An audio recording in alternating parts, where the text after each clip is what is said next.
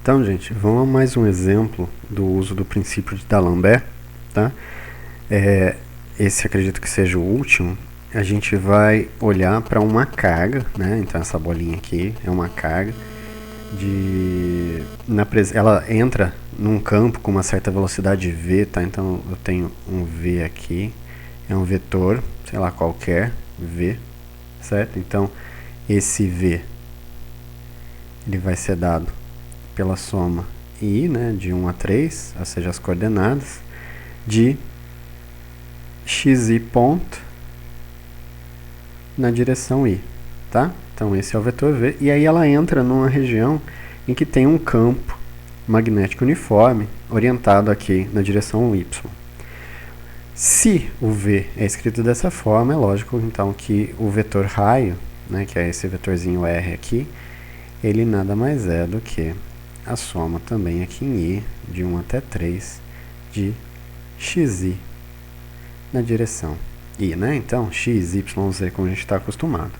Agora, como a carga interage com o campo magnético via força de Lorentz, né? Então, a força que ela interage com esse campo é a força de Lorentz, que seria a nossa força aplicada nesse caso, é Q, V, vetor B, né? Então temos esse produto vetorial aqui, QV, vetor B. E a força, isso aqui é uma força eletromagnética, ela tem muito mais intensa, ela é muito mais intensa do que a força gravitacional.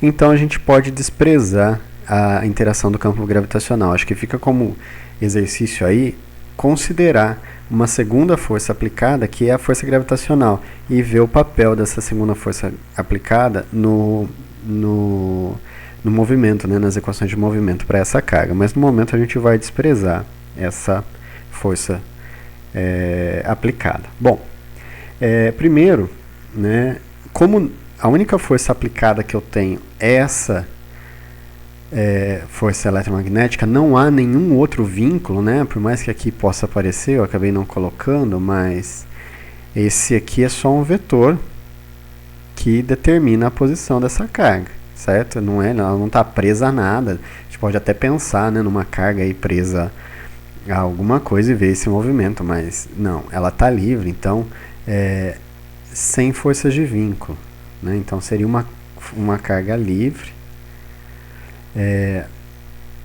no espaço. Ela entra com uma velocidade, só que eu não tenho nenhuma força de vínculo atuando. Isso é interessante, né? Porque isso determina como a gente trabalha com o deslocamento virtual. Então, o deslocamento virtual pode ser qualquer, né? Então, qualquer ΔX, ΔY, ΔZ dá origem a um ΔR, né? Então, esse ΔR aí vai ser a soma em I de 1 até 3, né? Então as 3 dimensões, os 3 graus de liberdade que essa carga tem, né? Não tem nenhuma restrição nos graus de liberdade, dos deslocamentos virtuais nas coordenadas, nas direções respectivas. Então, ou seja, por ser livre, a gente tem somente qualquer outra configuração, né? Então, por exemplo, a gente podia pensar nessa carguinha aí como se ela tivesse, por exemplo, aqui, ela vem parar aqui nessa posição. E há um delta Rzinho aqui, certo? Ela vai para uma outra posição qualquer. Tá? Então esse é o deslocamento virtual. E esse deslocamento virtual depende desses deslocamentos. Tá? Agora, vamos olhar para a força. Então, né, que é a única força aplicada e a gente vai usar no princípio de D'Alembert. Tá? Então, a força que eu tenho aí é essa força eletromagnética. Ela é dada, então, por QV, produto vetorial com o campo magnético. Então, isso aqui vai ser Q. O V, lembrando, ele vai ser x ponto I mais y ponto J mais z ponto K, produto vetorial com o B. Só que o B ele só tem a componente na direção J. Então é um B0 j, certo? E 0 em todas as outras componentes. E aí o que eu preciso fazer é esse produto vetorial que está aqui, né? Então como é que eu faria, por exemplo, esse v vetor b, poderia usar o determinante, sei lá, i, j, k, vx, vy, vz, no caso bx, que é 0, by, b0 e bz, que é 0, né? Então daqui é fácil a gente ver que eu só vai sobrar nessa história, no caso, as componentes k e i, né? Então isso aqui me dá o b0, certo? Em vx na direção k menos vz na direção i. Então eu não tenho componente dessa força na direção da própria velocidade, né? Então, escrevendo aqui, a força F, ela vai ser nada mais do que Q, B0 e esse vetorzinho que está aí, né? X ponto na direção K menos Z ponto na direção I, tá? Então essa é a força. Agora, o princípio de D'Alembert, então a gente escreve aqui, né, o princípio de D'Alembert, ele me diz que eu preciso então somar sobre todas as partículas. Vou trocar o índice aqui, tá? Então, por exemplo, J de P J ponto menos F aplicada sobre a jésima partícula, escalar o deslocamento virtual da jésima partícula igual a 0, né? Então, é aquela ideia do trabalho virtual ser nulo. Então, o que a gente vai fazer é aplicar isso. Temos só uma partícula.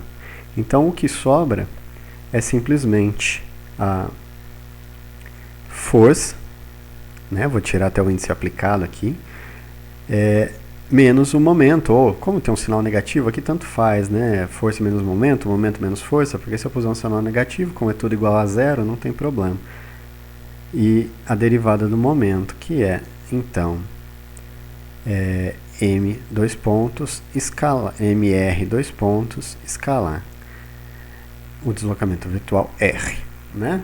Agora, se daqui de cima a gente vê que o r é isso, significa que a gente pode direto olhar que o r dois pontos vai ser dado pelas derivadas, ou seja, as acelerações nas três direções, né? Então eu vou ter aqui o xi dois pontos na direção i, né? Então vai ser x ponto, y ponto, x dois pontos, y dois pontos, certo? Então são as acelerações, tá?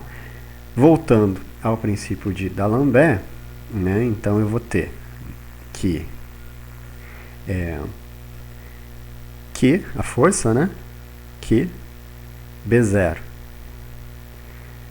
x ponto, K, Z ponto, I, escalar, ou desculpa, esse é só a força, né?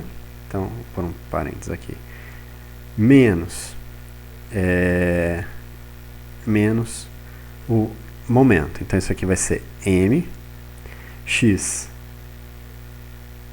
dois pontos I, mais Y, dois pontos J, mais Z, dois pontos K. Agora sim, escalar ΔR. Mas o ΔR eu também já sei, né?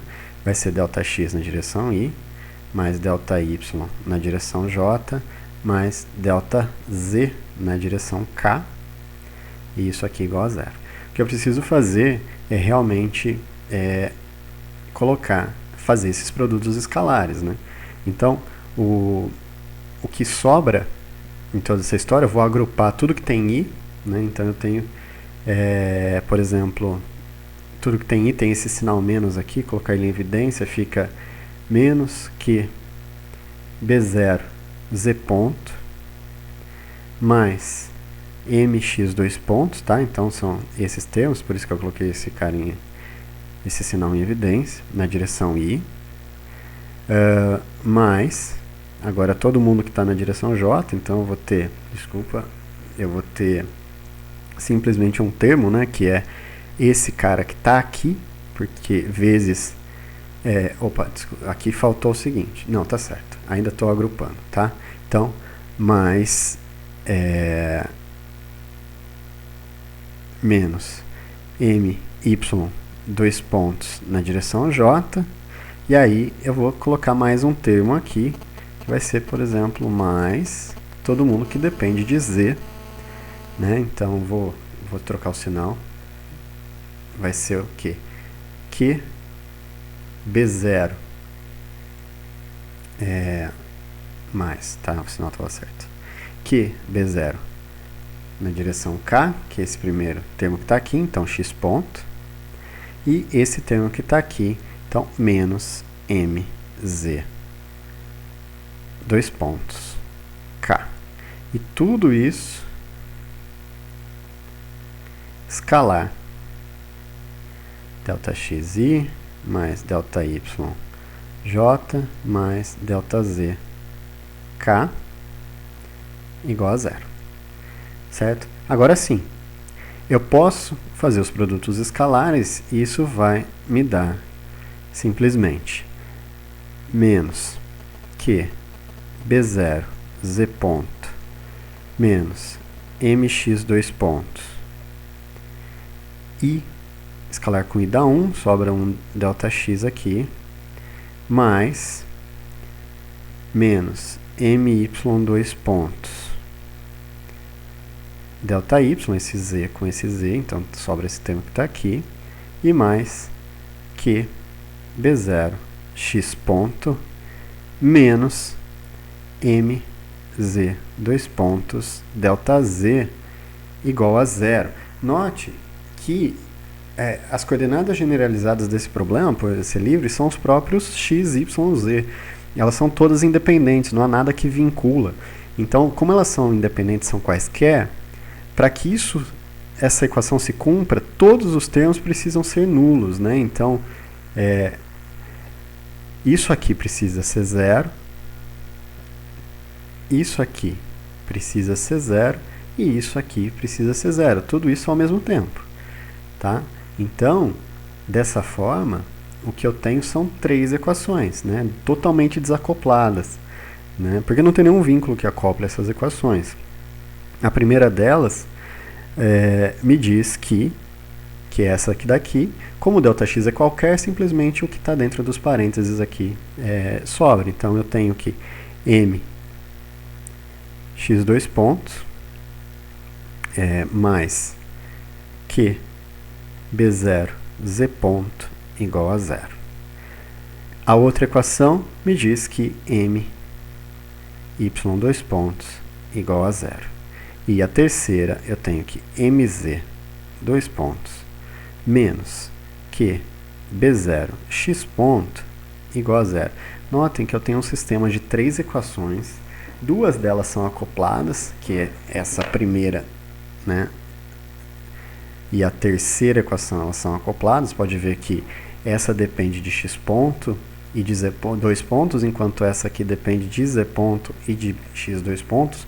Então, essas já são as equações de movimento. Então, o princípio de D'Alembert direto já nos devolve as equações de movimento. Então, só para a gente terminar esse problema, a gente precisa integrar, né? E agora, os outros eu não resolvi as equações diferenciais, porque elas apareceram e a gente não trabalhou com elas, mas essa aqui eu vou integrar para a gente, como ela está associada a um problema físico bastante interessante, a gente pode realizar a integração, tá? Então, integrando, a primeira delas, e mais fácil, é essa daqui. Eu tenho que y dois pontos igual a zero, isso significa que y ponto tem que ser uma constante, tá? Então, ou seja, por exemplo, um y0. tá? E isso aqui está associado a uma velocidade inicial. Lembra que a gente falou que ele ia ter um vetor velocidade, eu não falei quanto, tá? Ele simplesmente a gente definiu aqui no problema que esse cara tinha um vetor velocidade. Quem? Não faço ideia. Então vamos supor que fosse aqui então um V0, um Y, desculpa, eu pus Y0, né? Um Y.0 aqui, tá? Uma velocidade zero. Então essa equação é muito fácil da gente integrar. Agora a gente pode passar para as outras equações, né? De tal forma que, aliás, posso continuar a integração dessa daqui. Então, se eu integrar mais uma vez, né, então lembrando, eu tenho y ponto igual a y0 ponto. Eu vou integrar isso aqui no tempo, dt, isso aqui no tempo, dt, e aí é direto que a gente olha que y de t é um y0, certo? Mais um y0 ponto, ou seja, uma velocidade na direção z, t, onde esse y0 é a posição inicial e como a força não faz nada com a partícula na direção y, a gente tem aqui realmente um movimento retilíneo uniforme, tá? Ela tem uma velocidade inicial, uma posição inicial, então é exatamente o que a gente obteria se a gente tivesse uma partícula totalmente livre, certo? Bom, agora vamos tentar olhar para as outras equações, né? 1 e 3. Vamos supor, né, ou simplesmente escolher uma nova variável, só para facilitar a vida, um Q B0 sobre M, tá? Então, se eu dividir as duas equações aqui por M, né, pegar a primeira equação, dividir por M, e a terceira equação, dividir por M, a gente vai ver que vai ter esse fator. Então, essa escolha nos leva a duas equações um pouquinho diferentes, que é x2 pontos é igual a menos alfa z ponto e, desculpa, y não, né? Z2 pontos igual a alfa x ponto. Tá, então agora eu tenho essas duas equações. Se eu derivar a primeira, né, então eu vou derivar 1 aqui e vou chamar de 1 não, né? Vou mudar a letra porque já tem 1 lá. Então A e depois B. Então se eu derivar o A que está aqui, a gente tem o seguinte, a gente tem x3 pontos, né? Eu já tinha uma derivada segunda, agora eu tenho uma derivada terceira. Isso aqui é menos alfa z2 pontos, certo? E que pode ser escrito como menos alfa, tá vendo? E eu já tenho isso aqui na B, né? Então o alfa z2 pontos, ele pode ser escrito como sendo um alfa. Opa, deixa eu mudar a letra aqui, ó. Então eu vou voltar no verde e deixar aqui, ó, menos alfa, e agora sim o z2 pontos eu vou colocar em vermelho para a gente destacar ele aqui. Então alfa x ponto, certo? Então eu usei a equação B aqui, certo? Eu também posso, aproveitando o espaço, derivar B, né, no tempo aqui, nossa variável temporal. Isso me leva a z3 pontos igual a alfa x 2 pontos. Isso vai ser alfa vezes, e aí eu posso usar aquilo que está, né, a equação A, que está ali, menos alfa z ponto. Então, esse aqui é a equação A, tá? Beleza? Então, a gente tem, opa, né, tá certo. Então, isso aqui no final me dá um menos alfa ao quadrado z ponto, e essa aqui me dá um menos alfa ao quadrado x ponto. Certo? Então eu tenho essas duas equações que estão aí. Ambas equações, mudando aqui de folha, tá? Então, ambas as equações, elas são do mesmo tipo. E elas assumem, podem tentar a solução, né? Já vou colocar a solução direta aqui para vocês. Mas elas são soluções do tipo x de t. Aí resolvo para vocês verem, é só integrar essas três, é fácil da gente integrar, não é difícil. Do tipo A cosseno de alfa t mais um B seno de alfa t e mais um x0. Desculpa. Enquanto que a outra vai ser z igual a 1a' cosseno de alfa t mais um b' seno de alfa t mais um z0. Tá? E aí eu posso reescrever. Então, reescrevendo essas duas equações da seguinte forma: x menos x0 vai ser igual a A cosseno de alfa t mais B seno de alfa t, y menos y0, né, voltando àquela segunda equação, vai ser um y ponto 0 de t, e z menos z0 igual a um A' cosseno de alfa t mais um B' seno de alfa t, tá? Então a gente obtém essas três equações que estão aqui, né? Lembrando que a gente tem ainda 4 condições para determinar, que são essas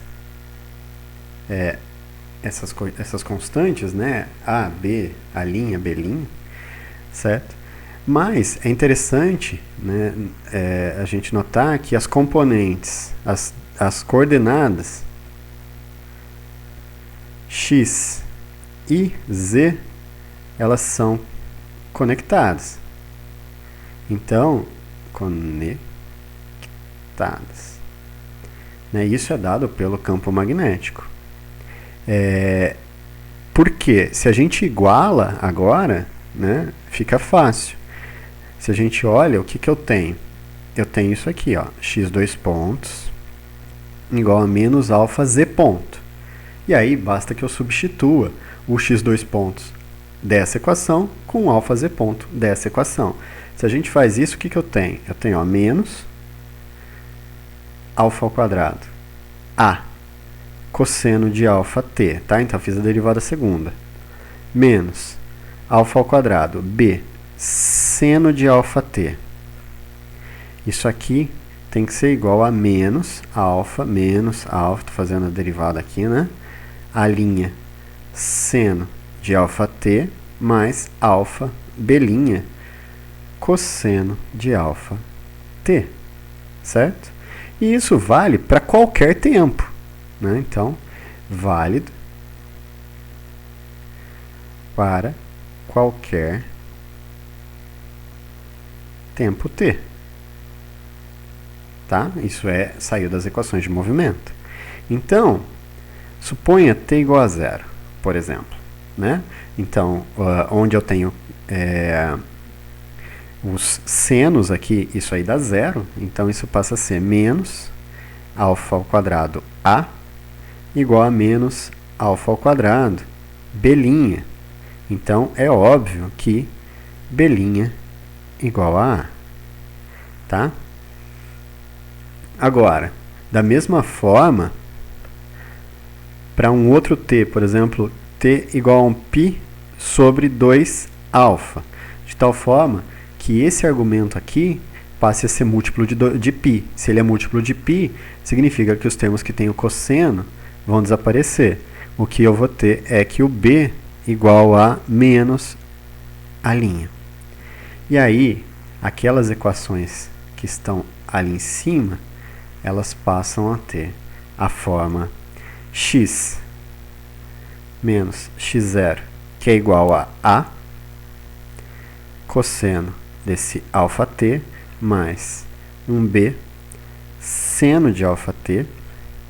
O y menos y0 não muda, né? Porque esse movimento é independente, eu só vou ter uma velocidade nessa direção vezes o tempo. E o z menos z0 ali, ele vai ser menos b cosseno de αt mais a seno de αt, certo? Então, esse é um novo grupo para essas duas condições, né, que a gente escolheu de tempo aí, um novo grupo de soluções, que se t, caso t seja igual a zero, a velocidade em z seja constante, igual a um z0, e a velocidade em x igual a zero, isso implica que a velocidade que a partícula entra vai ser y0 na ponto na direção y, mais um z0, opa, faltou um pontinho aqui, z0 ponto na direção k, né? Então, lembrando, a partícula estava ali e ela entrou com uma velocidade que só tem componentes nessa direção e nessa. Então, por exemplo, aqui no plano, tá? Então, se a gente tiver o plano, ela vai estar andando nesse plano que está aqui, tá? O plano zk. Ela não tem componentes na direção x, que está aqui, tá? Essa é uma suposição. Nesse sentido, eu tenho que o z ponto, né, se eu fizer a derivada dessa terceira, né, então aqui, ó, vou chamar ABC, então IJK, sei lá, 3i, né, então I, 3i. Então, a partir dessa aqui, a gente pode derivar z ponto igual a b alfa seno de αt mais a alfa cosseno de αt, certo? Então, ou seja, se eu comparo isso com isso e como t igual a zero, esse termo já vai embora. Isso implica que o A tem que ser igual a z0 ponto sobre alfa, certo? Para que a condição se cumpra, né? Essa condição aqui, para esse t, essa velocidade. E da primeira equação que está ali, eu tenho que x... Opa, o que aconteceu aqui?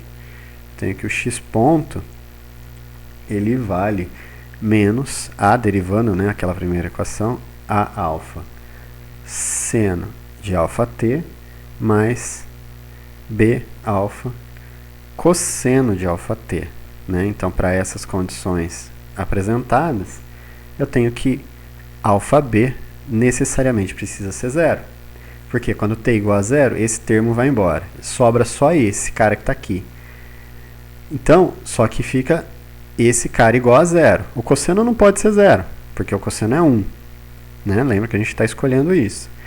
Então, o b necessariamente precisa ser zero. Então, o que sobra a partir daqui é x menos x é para essas condições, tá? A gente está analisando um caso específico. Vai ser z0 ponto sobre alfa cosseno de αt, certo? Que vai ser igual a quê? Então, daqui eu tenho que x de t igual a um x0 mais o z0 ponto aí sobre alfa, que vai ser z0 ponto m sobre q b0, tá? Então, o alfa aí, cosseno de q b0 sobre m t. Tá? Então, essa aqui é a primeira equação de movimento. A segunda vai me dizer que y de t igual a y0 mais y0 ponto t. E a terceira, se a gente volta a essas condições, me diz que o z de t, ele é um z0, ou seja, a posição inicial dessa carga, Z0 ponto M sobre Q B0, que multiplica agora o seno de Q B0 sobre M T, né? Então, se a gente notar que o movimento de x para essas condições, o movimento em x e z, ele está defasado para uma fase de π sobre 2, né? Porque aqui eu tenho um cosseno, isso aqui é uma frequência, tá? Então, eu tenho aqui uma frequência, ômega, a mesma frequência. Então, a gente sempre pode escrever, por exemplo, o cosseno de ômega t como sendo o seno de ômega t mais π sobre 2. Né? Então, eu tenho aí uma defasagem, né, desse seno e desse cosseno. Então, eu tenho um movimento na direção x e um movimento fora de fase, não, desculpa, um movimento na direção y, né? Voltando, e um movimento fora de fase na direção z. Se a gente fosse desenhar, o que a gente teria seria o seguinte, essa aqui, deixa eu tentar desenhar bonitinho aqui. A gente teria aqui as três direções, né? X é o I, J, K, tá? Y e Z.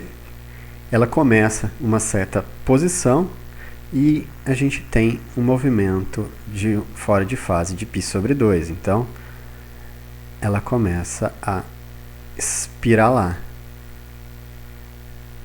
certo? Andando aqui, ó, com uma velocidade em y de modo y0 ponto.